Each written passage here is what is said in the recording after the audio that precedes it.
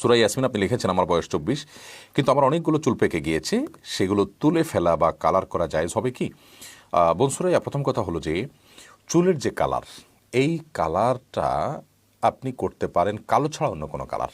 আজকাল চুল পেকে গেলে মেহেদির যে কালার হয়ে থাকে সেটা যেমন করা যেতে পারে, তেমনিভাবে অনেকের চুল সাদা না হলেও চুল সাদা হলে মেহেদির কালার আপনি করতে পারেন। আর চুল সাদা হওয়া ছাড়াও অনেকে স্টাইলের অংশ হিসাবে মেহেদি কালার করে এবং দেখতে সুন্দর দেখায়, সিল্কি দেখায়।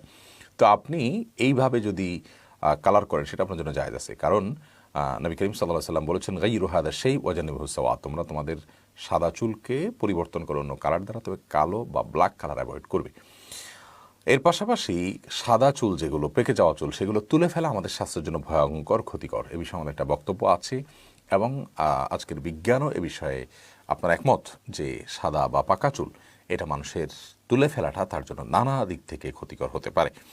তো সেজন্য এই কাজটি করা যাবে না।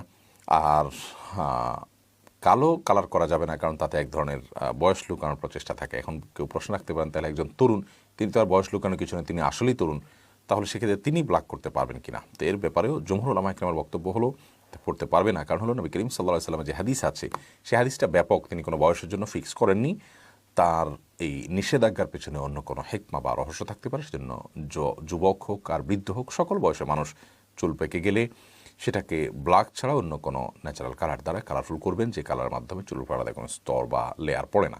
এরকম যে কোনো কালার তিনি করতে পারেন, কিন্তু ব্ল্যাক কালার দিয়ে পরিবর্তন করবেন না। যদিও কোনো কোনো আলেম বলেন যে না, বয়স যারা তরুণ তারা তো আর লুকার কোনো অপশন নাই, বিধায় তারা ব্ল্যাক কালার করতে পারবে, কিন্তু এই মতটি সংখ্যাগরিষ্ঠ ওলামাদের মতের বিরোধী এবং পরিপন্থী মত।